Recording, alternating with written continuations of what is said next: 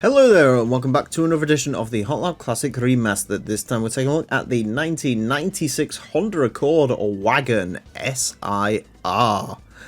Can you believe we've gone 266 episodes without having a Honda Accord Wagon on the show?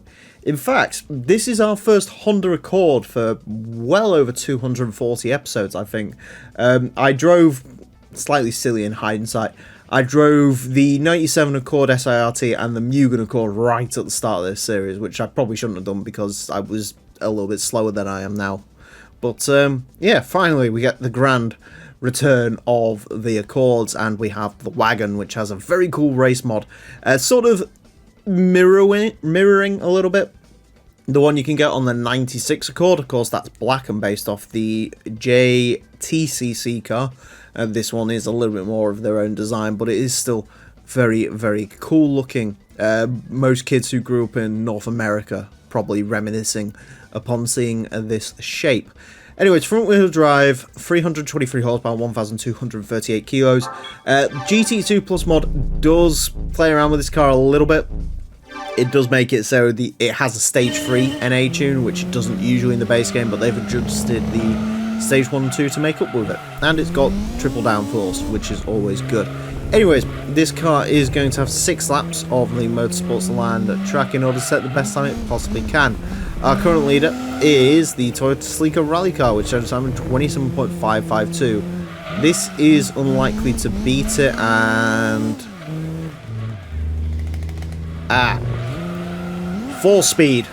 Okay, that automatically means this grand bringback of the Accords probably isn't going to be as grand as I was hoping it may be, if this is a 4-speed automatic.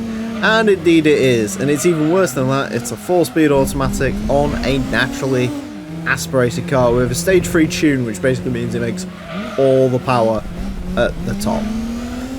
Okay, we are in for a little bit of pain here, which is a shame because, you know, fully upgrade the gearbox on this is probably not half bad. First flyer 32.048.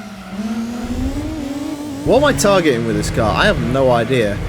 Now that I've found out it's a 4-speed, it's kind of thrown me through a loop. Oh, hold on.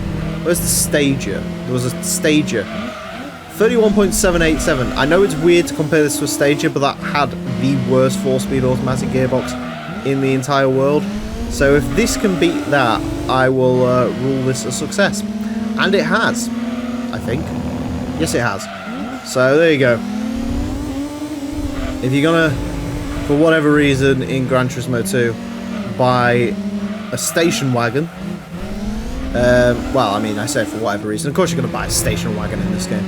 But if you're going to buy one, fully upgrade it, except the gearbox, and you're wondering which is better, a Nissan Stagia or a Honda Accord SiRT, Honda Accord is the way to go. 31.34. Actually, that's not half bad. In fact, I think that's even quicker than the other Accords we've had. Fortunately, we have the 98 and the 96 still to run, so I didn't run all the Accords at once. It's just, of course, if you know this channel, you know I am the world's biggest Honda Accord simp.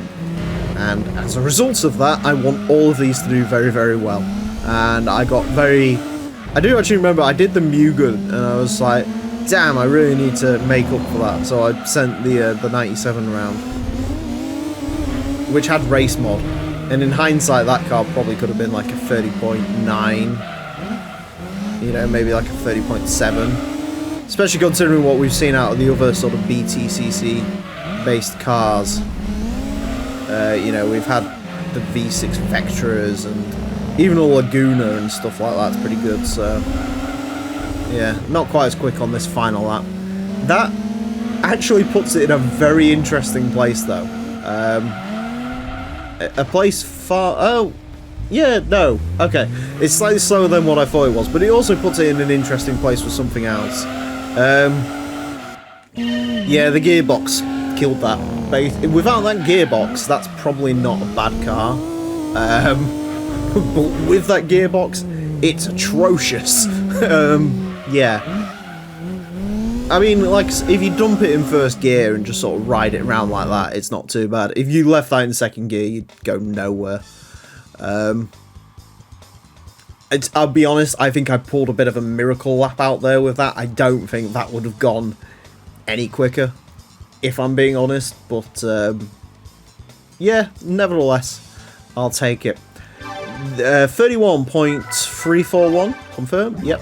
31.341 puts this into 176th place, tying it with the Tom's Supra, which was a 700 horsepower Supra. Hot Lap Classic. It is very slightly quicker than Toyota Corona, which is interesting. Quicker than the Celica Elegant Sport version, quicker than a Corsa, thank God. Quicker than the Nissan Sunny, which I actually thought's quite a good car, although that doesn't have nearly as much power as this. Things it's slower than. It's only slightly slower than the RX-7 Touring X, which also has a 4-speed automatic gearbox. Slightly slower than the Subaru Alcione SVX, which also has a 4-speed automatic gearbox. That's really the way to do this. Don't look at what cars compare to this, you know, stuff like Nissan Primeras and the Vectras and stuff like that. You want to look at what else has got a 4-speed gearbox around here. And in terms of cars with 4-speed gearboxes, it's done alright. I can't wait to drive the 96 Accord Saloon to make up for this, though, because that'll be a lot quicker, because it'll have an actual proper gearbox in it. Anyways, that is it from this episode. Thank you all very much for watching. Join me next time when I'll be driving something completely different, and until then, farewell.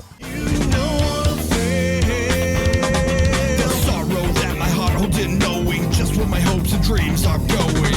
I'll only you pay. Got up in a wall that you are not part of. Eyes on the slit of your father with love.